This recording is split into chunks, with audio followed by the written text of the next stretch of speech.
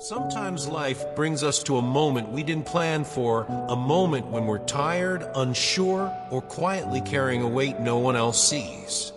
And if you're here today listening to these words, I want you to pause just for a second, because this message is meant for you. Not by accident, not by coincidence, but with intention, with love, with urgency. Imagine someone leaning toward you, speaking softly yet with undeniable authority. My beloved child, I have an urgent message for you. It's not a warning. It's not meant to frighten you. It's a revelation, something meant to unlock breakthroughs and blessings you've been waiting for, even the ones you didn't know how to ask for. Maybe your heart has been heavy lately. Maybe you've cried quietly at night or sighed your way through the day, wondering if anyone notices, wondering if God notices. And the truth is, yes, He does. Every tear, every unspoken thought, every moment of exhaustion that you tuck away behind a calm face, none of it goes unseen. There is a tenderness in the message. Before a tear falls from your eye, I am already there. Think about that for a moment. A love so attentive that it arrives before your grief does. A presence so close that it never once steps away, even when you can't feel it, even when the room feels empty. And then comes a reminder, a grounding truth that reaches all the way back before your first breath. I formed you in your mother's womb, fearfully and wonderfully made. You're not random. You're not forgotten. You're created with intention, design, and a worth that doesn't depend on your circumstances. But alongside this comfort, there's also a gentle warning. Because while God speaks life, there is an enemy who speaks the opposite. The voice that whispers, "You're alone, you're failing, nothing will change." That voice is described as the father of lies, planting seeds of hopelessness in moments when we're most vulnerable. So this first message is both an embrace and a reminder. You are seen, you are held, you are designed with purpose, and you must choose whose voice you believe, the voice of fear or the voice of the one who has never left your side. Stay with me, because this is just the beginning. Understanding divine revelation. Now that we've settled into that truth, that you're seen, known, and intentionally created, let's go a little deeper. The heart of today's message centers around something called divine revelation. And I know that phrase can sound big, mysterious, maybe even intimidating. But stay with me, because the meaning is far more personal than it sounds. Divine revelation is simply this: insight that comes from God's perspective, not ours. It's a moment when the fog lifts, when confusion breaks, and something that always felt tangled suddenly makes sense. The message describes it like looking at a tapestry. From below, all you see are knots, threads, messy overlaps. That's how life often feels: chaotic, confusing, like nothing is really connected. But from above, the place where God sees the full picture, it's a beautiful story, a pattern, a purpose. That's what revelation does. It flips the tapestry. It lets you see a glimpse of the story from the top. With revelation comes clarity. Not vague hope, not wishful thinking, clarity. Direction, purpose. The ability to pray with confidence because you finally understand what you're praying for and why. The message says you have not because you asked not, and it's not a criticism. It's an invitation. Sometimes we don't ask because we don't know what to ask for. Revelation changes that, but there's more. Revelation doesn't only bring light, it exposes shadows. It uncovers hidden roots, patterns passed through families, emotional wounds buried deep, spiritual blockages that keep us stuck. It shines on the places the enemy would prefer stay hidden. This part of the message is almost like God saying, let me show you what's really going on under the surface. Because once you see it, you can confront it. You can uproot it. You can walk differently. Think of the times you felt like something was holding you back, but you couldn't explain why. Or when you kept repeating old patterns without meaning to. Revelation is what breaks that cycle. It's not magic. It's understanding, holy understanding, that begins to free you. So divine revelation isn't about secrets or mystical experiences. It's about clarity, direction, healing, and truth. And once you receive it, your life can't stay the same. The responsibility that comes with revelation. Here's the part many people don't talk about. When God reveals something to you, it's not just information, it's responsibility. Revelation is a gift, but it's not meant to sit on a shelf. It's more like a key. And once you're handed a key, you're expected to open a door. The message reminds us not to treat divine insight lightly. Not everyone sees what you see or hears what you hear. When God pulls back the veil, even for a moment, He's trusting you with something precious. That's why the message encourages you to guard revelation the way you'd guard a treasure. How do you guard something intangible? You sit with it. You pray over it. You write it down so it doesn't fade into the noise of daily life. You let it change the way you see, think, and act. There's also a beautiful instruction here. Ask the Spirit to illuminate Scripture with fresh understanding. Because revelation isn't just about mystical experiences, it's about seeing familiar truths with new clarity, like a verse you've read 1,000 times suddenly speaking directly to you. Then comes the action step. Pray forth what you've been shown. Not a timid prayer, not a vague wish, but a bold declaration. Your kingdom come, your will be done, on earth as in heaven. It means aligning your desires with the insight you've received. It means partnering with God instead of passively observing. And right at the end of this section, the message hints at something bigger, a transition point. It introduces the idea that divine revelation carries 3 promises, 3 markers that confirm God is already moving behind the scenes. Almost like the story is opening into a new chapter, preparing you for breakthroughs you haven't imagined yet. So this part of the message challenges you gently. Will you hold what you've been given with care? Will you cultivate it? Will you pray it into reality? Because revelation is not the end. It's the beginning of transformation if you choose to carry it well. The 3 outcomes of divine revelation. When we talk about divine revelation, it's easy to imagine something abstract, an idea, a whisper, a moment of insight. But the message here tells us something different. Revelation is not passive. It moves. It shifts things. It has impact. And when God reveals something to you, there are 3 powerful outcomes set into motion, whether you feel them immediately or not. Let's talk about the first outcome. When God reveals something, He has already initiated its fulfillment in the spiritual realm. Think about that. The moment revelation comes, heaven has already started working. It's like receiving a tracking notification before the package arrives at your door. The promise is already on the move. To make this real, the message points us to the story of Daniel. It says, in the 3rd year of Cyrus, king of Persia, Daniel fasted for 3 weeks. An angel was sent, a mighty heavenly host fought back. And after Daniel received revelation, Israel's deliverance burst forth. This isn't just ancient history. It's a reminder that something is happening behind the scenes the moment God speaks to you. You may not see the shift yet, but heaven is already pushing through resistance. Revelation isn't the beginning of the journey. It's the sign that God has already started something for you. The second outcome is just as powerful. Revelation reverses the enemy's plans. Have you ever noticed how clarity can suddenly expose things that were quietly undermining you?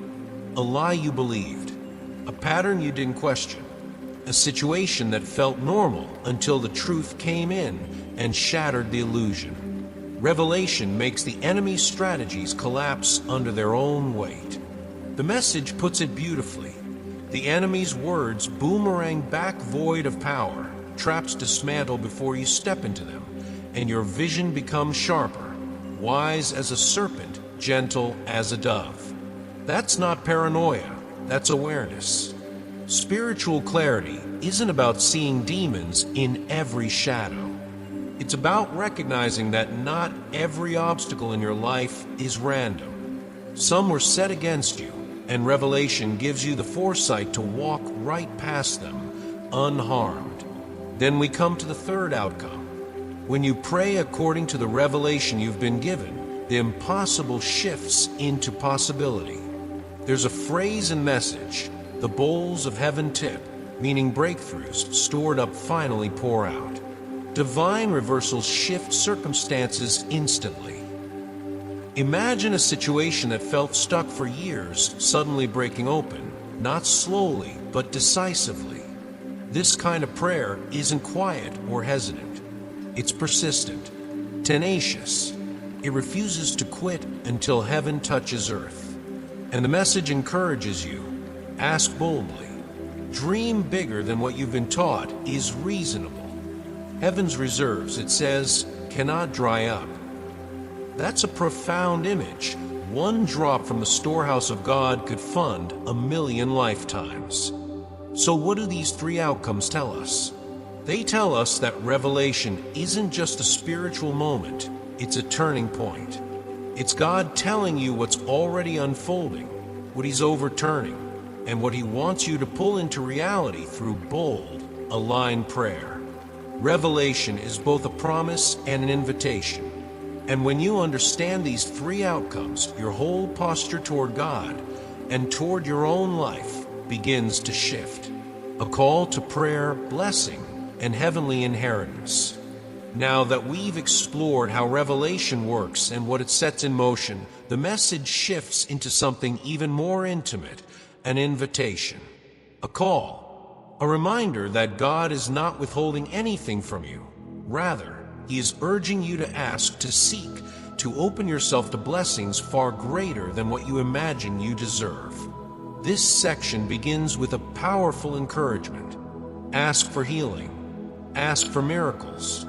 Ask for provision, not for vanity, but to build something meaningful, something lasting, something aligned with God's kingdom. And then comes one of the most striking lines in the entire message. One drop from my storehouses could fund 1,000,000 lifetimes. It's poetic, but it's also confronting. It challenges the way we think about scarcity. Many of us grew up believing resources are limited, opportunities rare, blessings something we must earn or qualify for. But this imagery reverses the mindset. Heaven does not lack. God does not ration. Abundance is not a reward. It's an expression of His nature. These blessings, joy, life, abundance, are described not as fragile emotions, but as enduring states of the soul. They don't come with anxiety, emptiness, or the quiet fear of losing what you've gained. They don't expire. They don't depend on market conditions, job security, or the approval of others. And here the message makes a sharp distinction. Earthly wealth often has hooks. It can come with hidden costs, sleepless nights, compromises, moral erosion, constant striving. Some blessings in life feel heavy because they weren't meant for us. They were bargains disguised as gifts. But the blessings God speaks of carry no hooks. They don't control you, they free you. They don't drain you, they lift you. They aren't temporary alternatives to loneliness or insecurity. They're part of a lasting inheritance, your inheritance. The message also offers a gentle warning. Receive the blessings, but don't worship the blessings. Worship the one who gives them. It's easy to fall in love with outcomes, a healed relationship, a breakthrough opportunity, a moment of relief, without realizing that these are signs pointing to something deeper. Blessings are not the destination. They're the language God uses to reveal His heart. And so this section becomes a call to pray, not just casually, not just when things hurt, but with expectancy. To ask boldly, not out of entitlement, but out of trust. To step into a mindset where God's abundance is not a distant concept, but a present reality waiting for you to claim it. The message is an invitation to move from survival to overflow, from scarcity to spiritual wealth, from holding on tightly to finally opening your hands. Everything God gives is meant to enlarge you, empower you, and bring you into deeper alignment with His heart. And as we move forward into the next part of the message, this theme only grows stronger. You are being called into a bigger story, a wider inheritance, and a higher identity than you've ever imagined. A call to broader vision, inheritance, and spiritual authority. There comes a moment in every spiritual journey where God gently nudges you and says, "Lift your eyes higher. There is more for you to see." And that is exactly the heart of this part of the message. It's an invitation, maybe even challenge, to stop living within the small boundaries shaped by past disappointments and start seeing your life from a higher vantage point.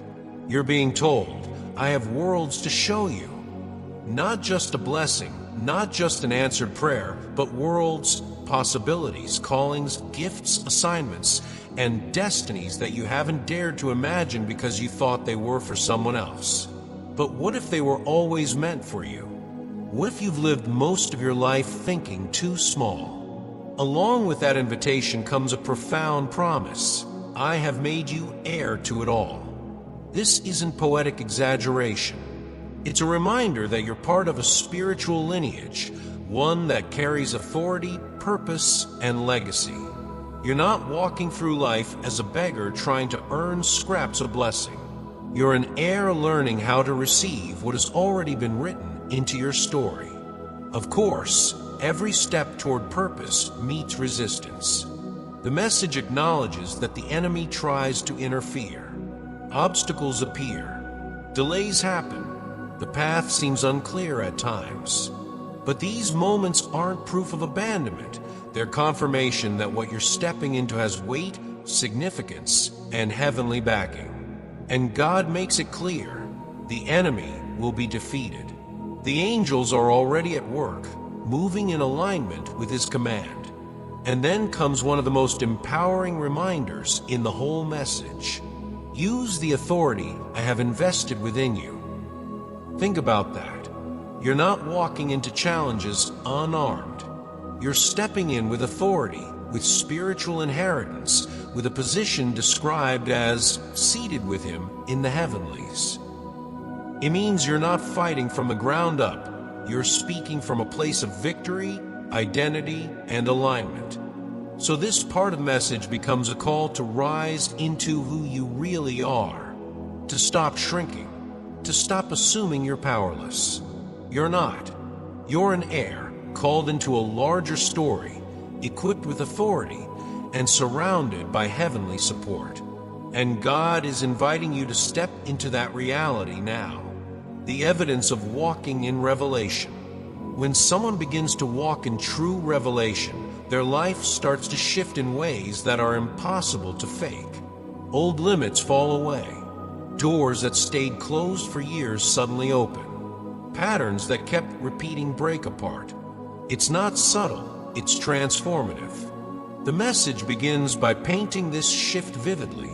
The chains fall, the barriers collapse, and the destiny that felt delayed begins to unfold. Not through striving, not through performance, but through alignment, aligning with what God has already spoken and already set into motion.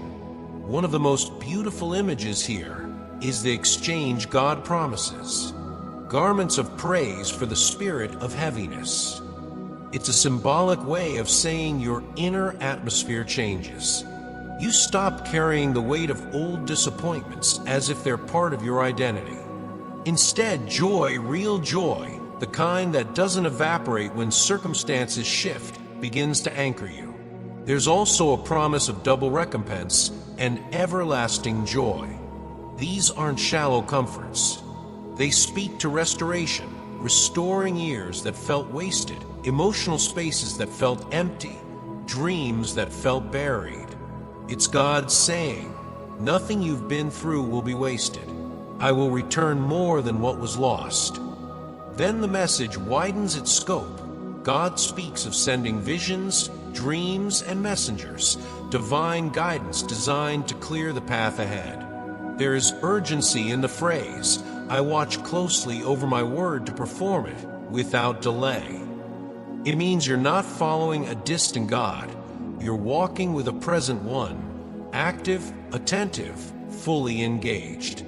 And then comes a powerful reminder from history, the pattern of Moses meeting God on the mountain. It's a symbol of revelation that changes a life forever. The message says this pattern hasn't changed. You too are being invited into encounters that shift the atmosphere of your entire existence. This section reveals the evidence, the fruit, the unmistakable signs of someone who is learning to see through God's perspective. Doors open, chains fall, heaviness lifts, and clarity expands. Not because life becomes easier, but because you're no longer walking through it alone or blind. You're walking with revelation, and that changes everything. A call to devotion, service, and spiritual maturity. As the message progresses, it becomes clear that revelation isn't just about personal blessing, it's about purpose, calling, participation in something much larger than your individual story. And in this final section, God invites you deeper into partnership with Him. You're told that divine potentials, abilities, gifts, strengths that may have felt dormant are being awakened. Not manufactured, not forced into existence, but awakened.